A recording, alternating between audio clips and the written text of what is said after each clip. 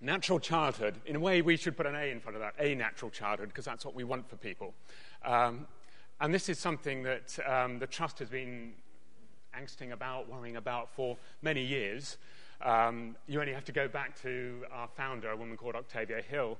She took so-called raggedy children out of the slums of Bethnal Green to the green spaces in London, and it was very much always part of the Trust's social purpose, this reconnecting of children in particular with nature. So there's a consistency about this.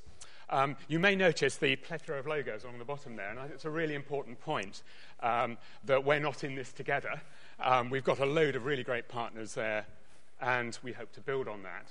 And that's one of the things I hope will come up in the discussion afterwards about how we build a true partnership to take this forward. This, I thought, was a really telling slide, and I've borrowed this from a guy called Tim Gill, who showed it at a conference we did on natural childhood a couple of weeks ago. And there's sort of two things about this slide. One is, as you can see from the Daily Mail article there, the right to roam and children losing the right to roam is not a new problem. This is from 2007, and actually a former colleague of mine at the BBC, a guy called Mark Easton, wrote a really good piece in 2007 on the BBC News website saying much the same sort of thing. So people were thinking about it back in the mid-noughties. And I suppose the second point about this is that we do have a problem. And this slide shows that, doesn't it? This is about 4 generations of a Sheffield family. And if you go to the great-grandfather, when he was a child about 8, he was allowed to go fishing 6 miles away from where he lived. So, if you like, that was his roaming area. His son, in the early 50s, was allowed to move about a couple of miles from home. His daughter was allowed to go to the shops, which was even less. And then her son, I think it is, yes, her son, I have to take my glasses off, so I can't exactly read it, but her son is only allowed to go to the end of the street, which is an extraordinary sort of contraction in the right to roam. And the National Trust evidence was that has reduced by about 90%. The range that children have has reduced by about 90% in the last generation, in the last 30 years. So the story of the sort of natural childhood engagement so far is that back in 2010, we sent somebody around the country called Laurie Hatcher, a sort of video journalist, to do interviews with people and talk to them about nature. And those all went up on our website, and we engaged with lots of people. And out of this came a couple of ideas. And one of the ideas was an engagement with BritDoc, who are a sort of documentaries starter kind of seed corn type group, backed, I think, by Channel 4, to come up with the idea of making a film to draw attention to this issue of children losing their connection with nature. And there are some partners that are built around the film, as you can see.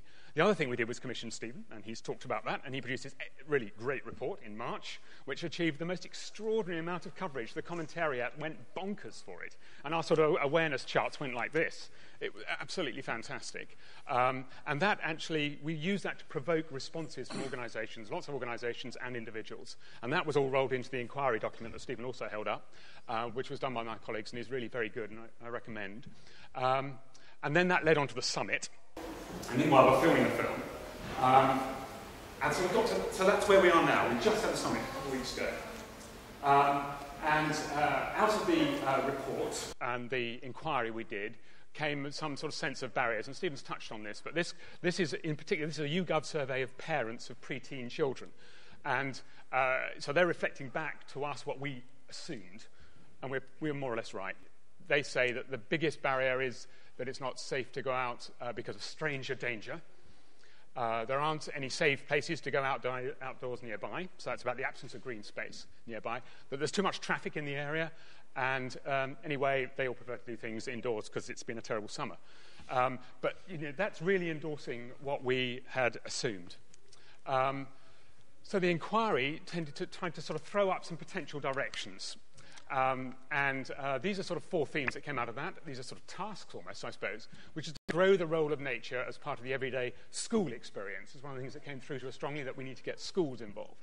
Grow local access to family-friendly green spaces. So I think you can understand that, recreation grounds and that kind of thing that were ever present in our childhood, it seems. And then to adopt a benefit-risk approach to dangers. So this is a sense of balancing the benefit against the dangers. Of course it's dangerous if a child climbs a tree, but actually the benefit they get out of it is enormous when you think that very, very few children actually fall out of trees. More children injure themselves in the home than they do falling out of trees. So a sensible approach to that, and that goes into HSE and health and safety and all the rest of it. And then there's this thing about promoting nature as a key part of family life, so really engaging families in all of this. So we also did some workshopping at this conference, and this is a slide that's lifted from the report back on the conference, which we've just done.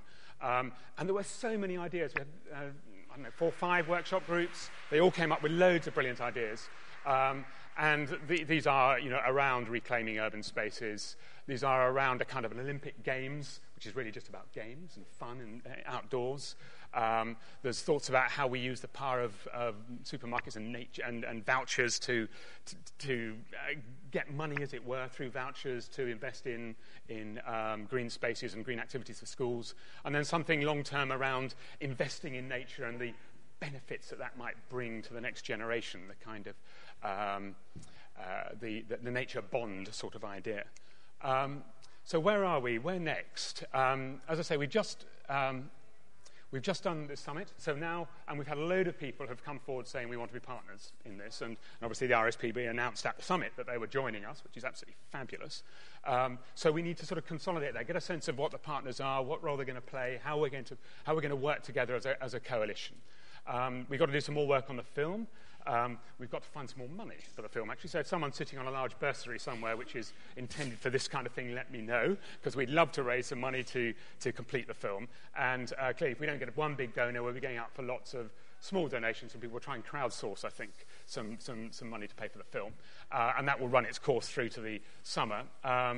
So we've got to work out in the early part of next year what the campaign's going to be for this year. And work out a sort of delivery plan. And there's an overarching group which is working on that across the partners. And then we're looking for some kind of announcement or campaign around the summer. We think that the film will be ready by June, and we want to take that to the Sheffield Film Documentary Festival.